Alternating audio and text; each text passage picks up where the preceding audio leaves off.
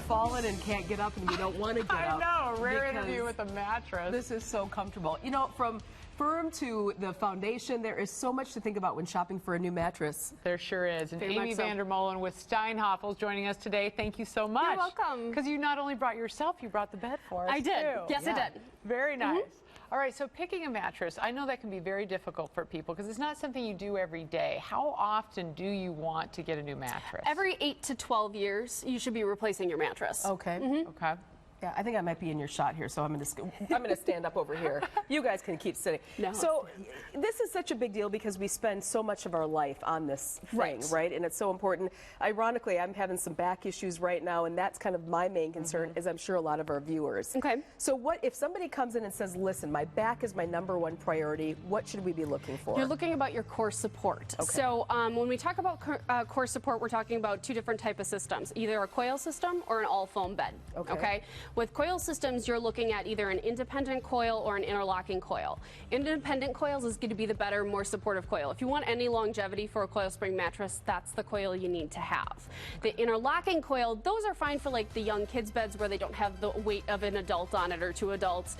Or you're looking for like the guest bed where it's comfortable enough that they don't hate you but not so comfortable they want to stay around too long. So the key word, the key word is what? Support. Support. Yes. Coil. Yes. Okay. So you're looking for that independent coil. Okay. If you're doing an all foam bed, there are going to be obviously no coils in it, but you're going to have a high density support foam. That's what's replacing the coils to give you that core support. And that's okay, right? That's fine. Okay, good. All right, quality of the materials. I know this felt great.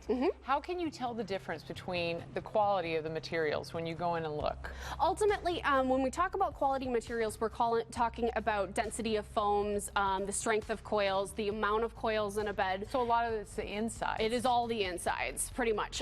So for coil springs, we use queens as our standard. We want to see a coil count of around 800 coils or more. Ideally, I would tell people they need to have 1,000 coils, but 800 coils are okay. Anything under 800, you're probably not getting a great mattress? Correct. Okay. Yes. I mean, okay for the guest rooms or maybe the kids' rooms, but not so much for, you know, if your main bed type of bed situation.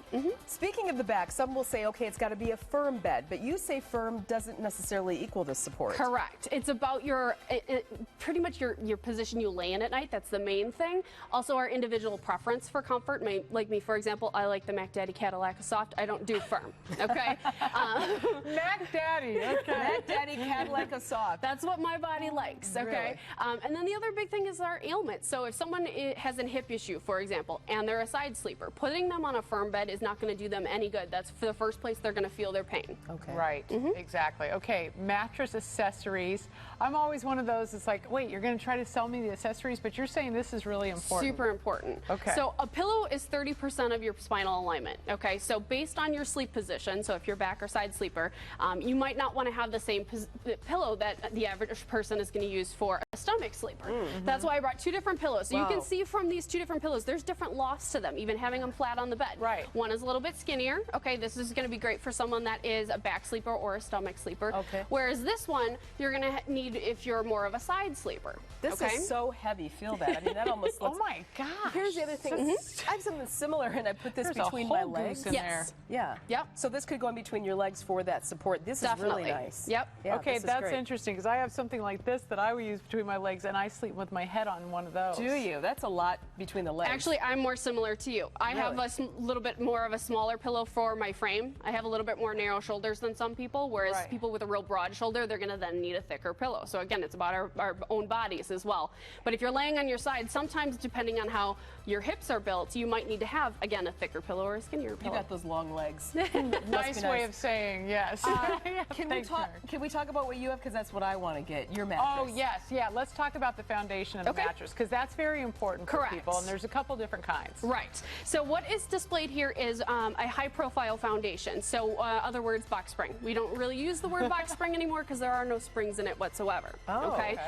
So there is a high profile and there is also a low profile. It's just a shorter version. There's no difference in price or support. Typically, it's just a matter of how tall you want your mattress to be. Because we're using better quality materials, the mattresses have gotten a lot thicker. So a low profile box spring just brings it back down to a normal level. But what you could do instead of a foundation like this one is what we call a power foundation or power base. It actually will bend and articulate the mattress. So it can lift your head up, it can lift your legs up, it actually moves the mattress, and that is actually really therapeutic for the body. That sounds good. Plus, if it's off the floor, you can put your shoes under there, storage. Right, no, it does. And I thought what was really funny is when we were looking at getting one of those, you always think about a hospital bed, you know, the ones that come up. But they're like, actually, the average person that buys those kind of power beds are in their 30s. Yep, absolutely. And we really recommend, I have one in my home. I have asthma, so having my head up a little bit helps me breathe a little bit easier at night. For the average Joe, it helps with snoring, acid reflux, that kind of a thing. In 10 years, it's out. 10 years, time to get a new one, right? Power base, you can keep that a little longer if it's still kicking, but definitely the mattress, yeah. Okay. Nice work. Good stuff. Thank you so much.